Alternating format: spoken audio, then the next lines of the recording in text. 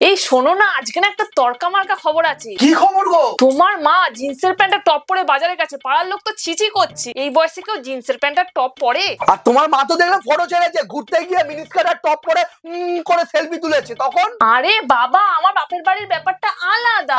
আমার মা এতদিন পর দার্জিলিং ঘুরতে গেছে, বাবার সাথে একটা অন্যরকম ফিল নিচ্ছে, সেই জন্য মিনিস্কার্ট আর টপ পরেছে। আমার বাপের বাড়ির ব্যাপারটা আলাদা।